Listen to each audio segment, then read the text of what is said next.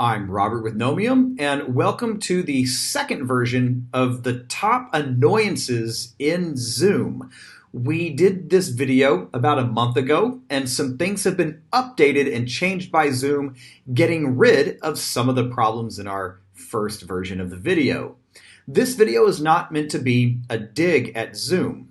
We think Zoom is great, and in terms of virtual facilitation, engagement, and activities, Zoom is one of the best platforms to use, especially because of its video breakout rooms, which recreate face to face discussion and activities as best as possible online.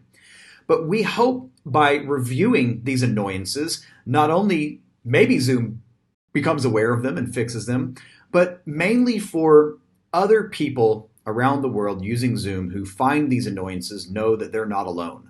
We also take a look at some tips, tricks, and workarounds that we can use when we encounter these problems within the Zoom platform. We will continue to update this video as hopefully Zoom fixes these annoyances. Let's get started. We have a guest in our waiting room, which is wonderful because we can let them in anytime we want. But we don't know who that guest is because they're not using their real name on their account. And before we let them in, we want to make sure it is someone who should be in our meeting. So we go and we open the chat box, and we have a wonderful option that we can chat with everyone in the waiting room. And we type in, "Hello, who are you?" And we send that, and we will wait forever to get an answer because the person in the waiting room can't really chat with us. They receive a message, but they cannot send a message back to us. This should really be called broadcast a message to people in the waiting room, not chat with them. Let's take a quick look at what that message looks like as the user in the waiting room.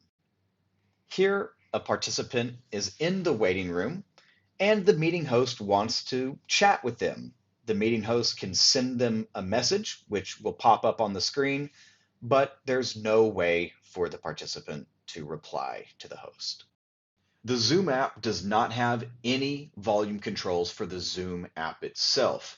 You might find a situation where you need to turn down the volume or even turn off the volume of the Zoom meeting altogether in order to pay attention to another app or program on your computer. This simply is not possible. Now, don't be fooled. If you go into your audio settings, you'll notice this. This output volume is not for Zoom. This is for your speakers themselves or your headset. So if you turn this up and down, it adjusts the volume on your computer itself, including all the other programs you have running. In the same way, I don't have to touch it. I can control this through my computer, and it's affecting what we see in the Zoom audio preferences, but these audio preferences are not specific to Zoom. It would be great to be able to turn down that volume or mute the program without simply leaving the meeting or going into the waiting room. I would love to be able to move these video boxes. If I want to move them from top to bottom, or if I want to position them left to right. If I have 25 participants, there may be 5 people that I would like at the top of the screen, or when we're sharing a screen, if I could have a row of specific individuals. Now, I can go into speaker view and I could see the current speaker, although I'm the current speaker. Why am I not being featured? But when I go back to gallery view, it's the same position, and Zoom will move this around however it wants. Yes, we can go in and we can pin our video or anybody else's, but this is not the same as rearranging the boxes how we would like to see them on our screen. One of the things we wish Zoom allowed was manually moving participants in the participants box. For example, if there are certain groups or teams, I'd like to move them in that order. If I want to keep track of who has contributed or talked during the meeting, moving people around would help me as a facilitator. But right now, that's not possible. Now let's take a look at how Zoom does list participants, and then we'll take a look at a workaround. In the participants box, it will be in this order: the host, and then any co-host you have, and then participants in alphabetical order. The only time that changes is if one of the participants speaks. So we'll take a look at the order we have now. We have Zoom guest 2, which is last in alphabetical order. We'll take them off mute, and then we'll notice they jump near the top of the list underneath host and co-host.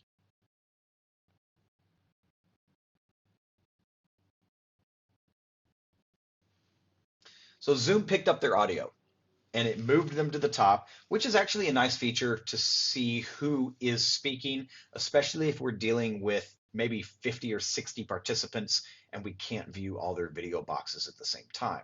Now, what can we do to get around this? Well, one of the things we can do is start renaming our guest in alphabetical order. So, or making their list in alphabetical order so they appear. So let's say instead of guest number 1, we had Jason. Now Jason's in a team and he is team A. We might list him as A Jason. We're going to rename. Now Zoom guest 2, maybe this person is in group B, and that is Stacy. Now anyone we list in A, in B, in C will be listed in that order. We can take a look here.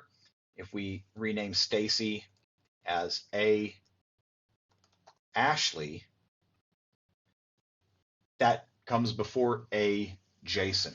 So that is a workaround, but it does take time. We have to ask our participants to rename themselves if we've allowed that security feature, or the host or co-host just has to do it manually. A few things happen when we share our screen that I wish didn't happen. Now, I love share screen. I use it all the time.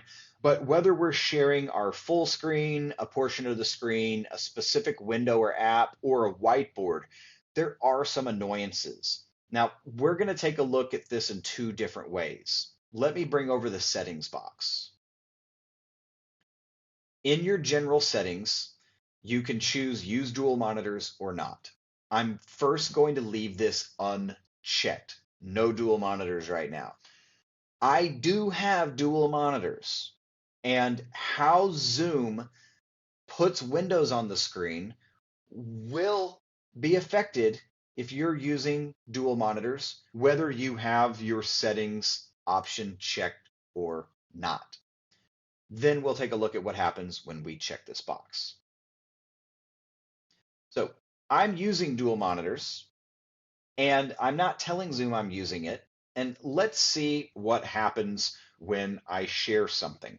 Let's go to share screen. And I'm going to simply share the preview of this logo. Now you'll notice there's a green box over this logo, but you'll also notice that my boxes have shrunk. I am now a tiny thumbnail. So are my participants. And if I had more than 2 participants, we would see more boxes, but it stays as thumbnails and it does not let me increase the size of these thumbnails. Now let's take a look at what happens when we use dual monitors. We've got our settings open. I'm going to choose use dual monitors. Now, a couple things to be aware of. Zoom has given me a second window on my other monitor. Let's pull that over. Wonderful. There's more of me. Now, the problem with this is if I want to close this out and just get rid of it altogether, Zoom will not let me. Same thing with my large window. If I want to close that out, Zoom will not let me. So I'm forced to simply go hide this window somewhere else. Now that I'm using the dual monitor option in my settings, let's take a look at what happens when I share that Knowmium logo. I can see the green box around the logo, so I know my participants are seeing that. But where did my video go? Well, Zoom has forced it onto my other screen, so let me bring that back into your view. The benefit of this is it's now a full screen. I can make this larger or smaller, and I can go from speaker view to gallery view. So that is a nice function. Now I'm moving back from the dual monitor option, and I'm going to uncheck that and get out of my settings.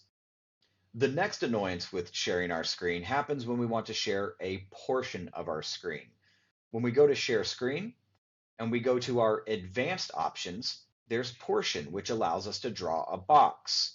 We'll choose that, we'll share it, and now, aside from my video windows going small again because I'm on single option, but we won't worry about that right now, Zoom automatically starts sharing the middle of my original monitor. So if I am not ready, it doesn't matter. Let me bring that window over to show you what I'm talking about.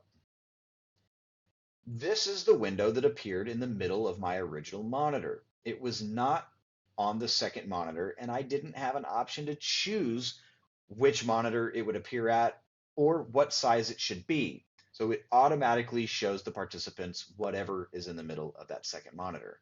Now I can move this over and I can manipulate this to put in view exactly what I want my participants to see. And once it's there, I can stop sharing and start sharing, and it will remain there.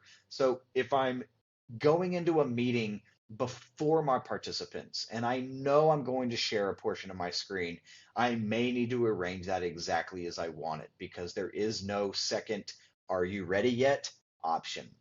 Another thing to be aware of is when I am moving this box, whether I'm changing the size or whether I'm moving it on the screen, it says your screen sharing is paused. It's not really. The participants are viewing a freeze frame of what was in the box. So if you don't want them to see what was in that green box when it opened, they're going to continue seeing what was in that green box until we stop moving it and make it green again. Here's a cool feature of Zoom. You can allow more than one person to share their screen or a whiteboard at the same time. To do this, go to your share screen options and make sure that multiple participants can share simultaneously. It's not that simple though. Let's see what happens when our guest shares their whiteboard. Wonderful. There's the guest whiteboard. Now, I am also not only the host, but I'm also a participant. I can share my screen, and maybe I want to share my whiteboard. Here's my whiteboard. The problem is I can no longer see on either monitor my guest's whiteboard. So my guest is sharing their whiteboard, which they can see. And I'm sharing my whiteboard, which I can see, but I can't see both of them at the same time. Why can I not make this box this size and have a second box here next to it? Well, there is a solution. Stop sharing that for just a moment. And my guest has also stopped sharing. Let's go back to our settings. Not only do I need to use dual monitors as a setting, but I physically need dual monitors to make this option work. Also, if I'm using dual monitors and I've checked that dual monitor setting and it's working for me to see two whiteboards or two different windows, all of my participants must do the same thing. You cannot trick Zoom by choosing use dual monitors if you actually only have one monitor. When this works out for us, it's great, but we need to make sure that all of our participants have dual monitors and these settings enabled if we want them to see both at the same time. Now my guest will share a whiteboard, and it doesn't appear on my screen anymore. We pull that over. There is my guest's whiteboard. Now I'm going to share my screen. Here's my whiteboard, and it has taken over this screen. We're going to make that just a little smaller. And if I go over to my original monitor, I can pull it over. Now, this is wonderful. My guest can draw, and I can draw, and my participants who are using dual monitors can see both of these at the same time. Here's a quick tip. If your screen is going full screen when somebody else shares something in a Zoom meeting, it can be really annoying. I love to have control over what's happening on my screen. Zoom has an option if we go to share screen, and you can choose enter full screen when a participant shares a screen, or I like to leave mine unchecked. We have found a problem with sharing computer sound within certain apps. So let me show you how to share something with computer sound. If we go to share screen, not only does it give us the options of the different windows or the different ways we want to share, but we need to make sure that this share computer sound is actually checked. So if it's not checked, it's not going to share the sound. So we make sure that that's checked. Now, if we have certain apps like a video, here we have a VLC media player video. We've had no problems with VLC. We've had no problems with QuickTime. However, other apps that have sound simply won't work with Zoom. One example is the Jackbox Party Pack. The Jackbox games are interactive. They're meant to be played online. And I'm on a Mac, so this may not be a problem for Windows users. But the Jackbox Party Pack app will not share sound no matter what I do. And yes, I've made sure that the share computer sound is checked. I've tried it on multiple computers with multiple groups. Now, I reached out to Jackbox Games, and they said this is not their issue. The sound works fine for the host, but it will not go through Zoom, at least Zoom app on a Mac. And they said this is Zoom's end problem, not Jackbox Games. I have not even tried to go through all the different apps that have sound to see what is or isn't possible, but rest assured, if I plan on using an app with sound in the future, I will have to check it out because, at least on a Mac, Zoom does have some technical sound sharing problems. On the topic of whiteboards, I wish Zoom's whiteboards were a little more functional. There's actually one key function I really wish they had. I would love to be able to upload images and have them here on the whiteboard. Now, I know I can share an image and my guests and participants can annotate over that image, but it's not the same as adding multiple images on the whiteboard or allowing my participants to add their own images to create a nice collage. That's a reason why we only use the Zoom whiteboard when we just need something fast and quick. If we want a lot of collaboration, we end up bringing in a third party like Miro or Mural.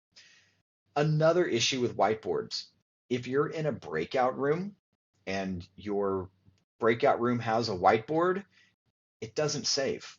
So be sure to tell people to take a screenshot. If you are the main facilitator and you create a wonderful drawing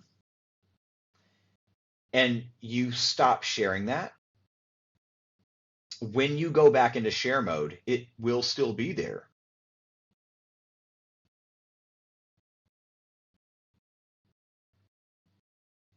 That's helpful.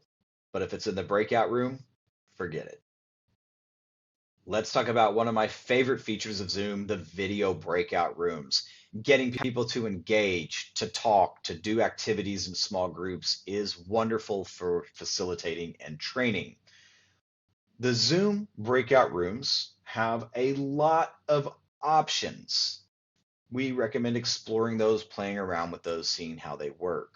But one of the biggest things that's missing is the ability for the participants to move from one breakout room to another as they wish. Now, as a host, I can move people around anytime I want, but let's say there was a small group assignment in 3 different rooms, and when somebody finishes in room 1, they can move to room 2 and participate there. This is possible by going over to each person and making them a co-host.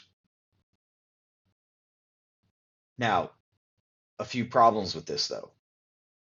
I have to go through all 25 participants and make them a co-host manually.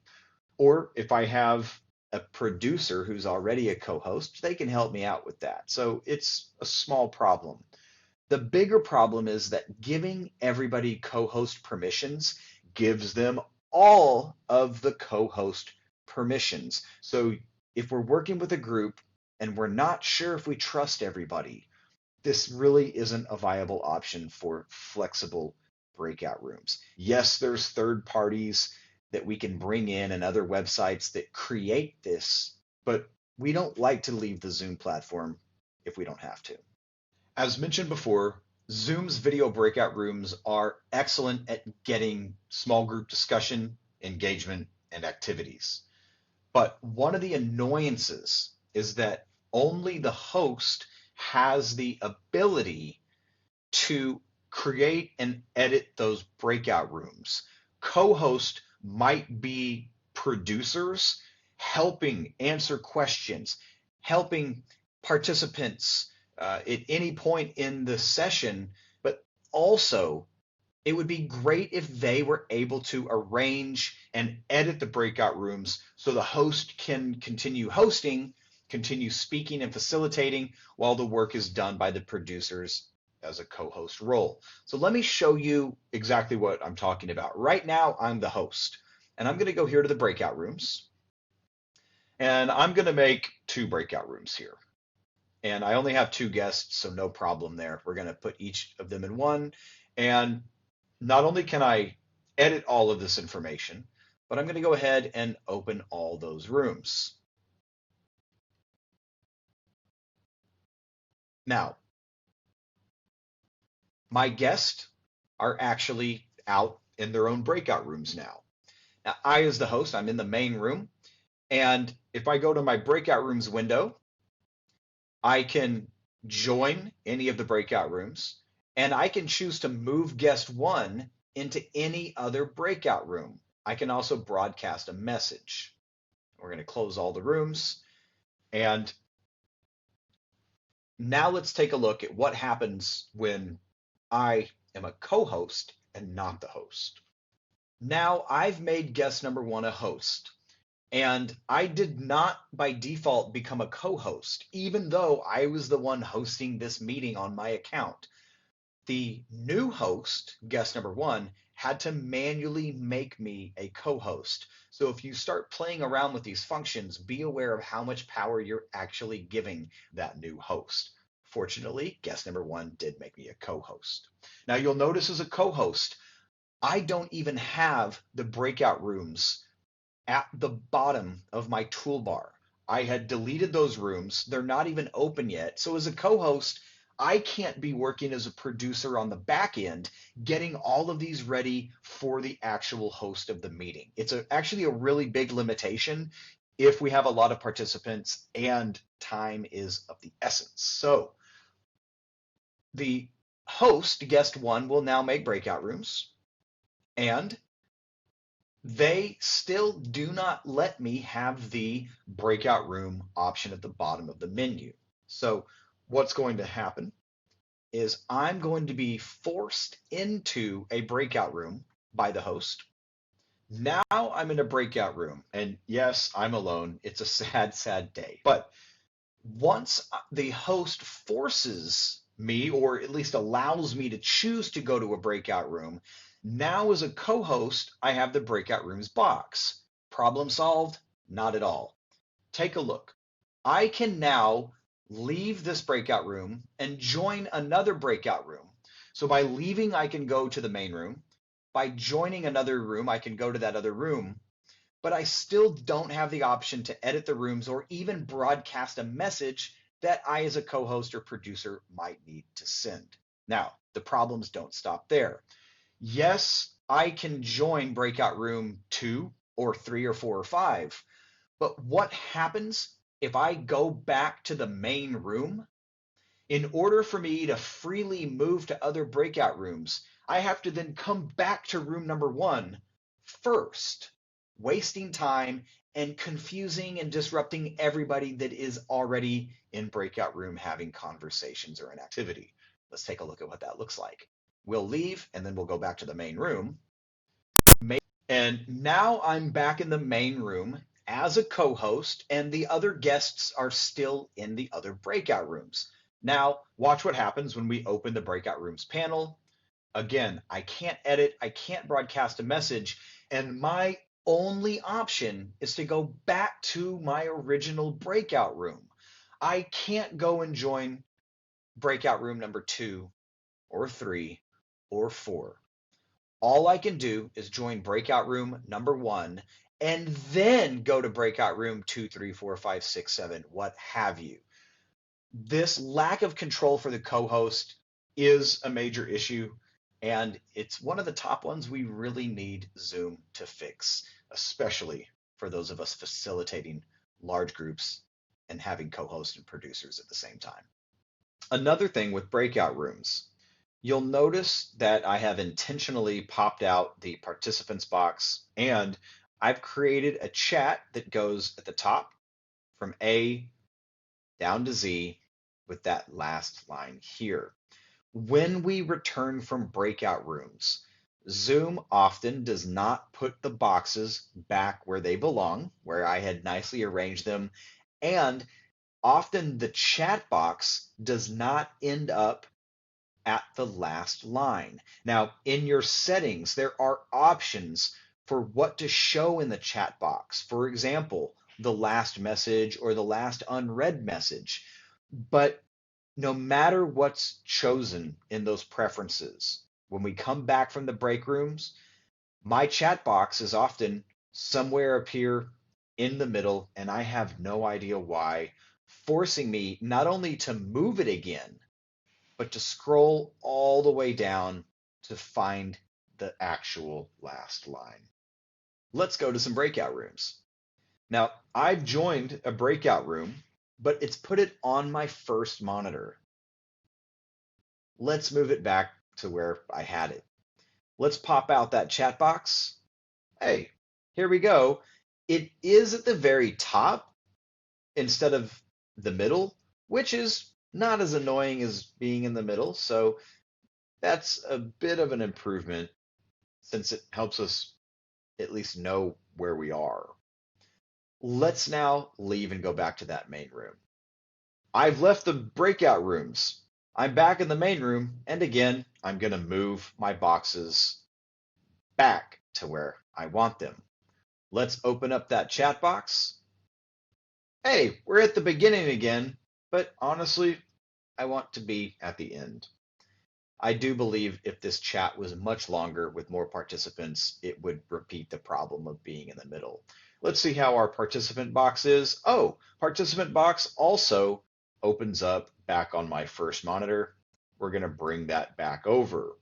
You can see how if you have a lot of carefully arranged windows, whether it's Zoom, participation box, the chat box, as well as other non-Zoom apps, having these move themselves around between your different monitors can get tiring if you think everything has its place when you're training like I do. Here is my biggest annoyance of this entire video. When we have participants in breakout rooms, there's no way to have two-way communication with them unless they come back to the main room, and we are also in the main room.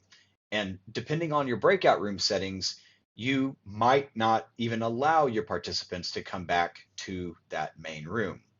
Or we could go to a specific breakout room, but we cannot talk with multiple participants in multiple breakout rooms at the same time, even through chat. Let's take a look at what this looks like. When we are here in the main room, even though I only have one participant or I have 25, it doesn't matter. I can choose to see everyone, or I can chat privately with individuals. Now, when I go into the breakout rooms, or when my participants go into the breakout rooms, if they're not in this main room with me, I cannot chat directly with them. So here is a key tip.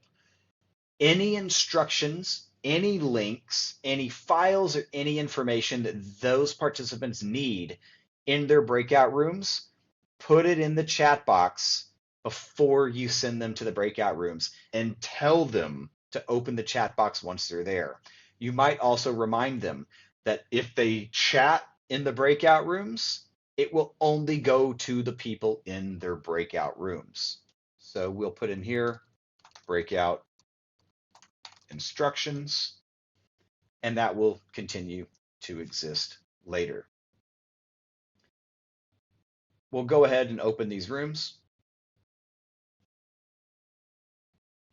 And my guest is now gone. I am now alone in the main room, and you'll notice the option to chat with guest number one doesn't exist anymore.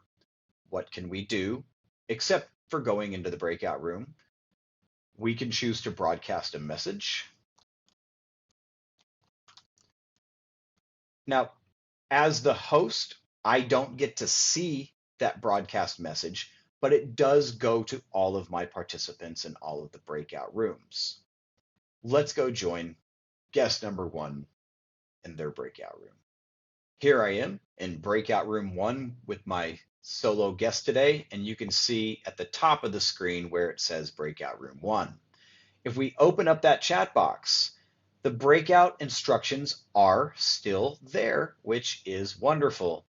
And if I want, I can chat with anyone in this breakout room, but I cannot chat with people in other breakout rooms. Also, if we put a message here, breakout room one chat, that will also continue to exist in this breakout room, but it won't be there when we get back to the main room for the other participants. It will be there for me, and it will be there for guest number one. But if we had breakout room number two today, whatever they're putting in their chat right now simply won't exist for them, for the other participants, or even for me. I can continue broadcasting messages. And if I need to get everybody back, to give them some instructions, or to have a two-way conversation that's verbal, or to have questions about the instructions, I'm going to need to close all those rooms and bring everybody back. I'm in the Zoom main room, and my single participant today is in our single breakout room. If they need help, they can flag me.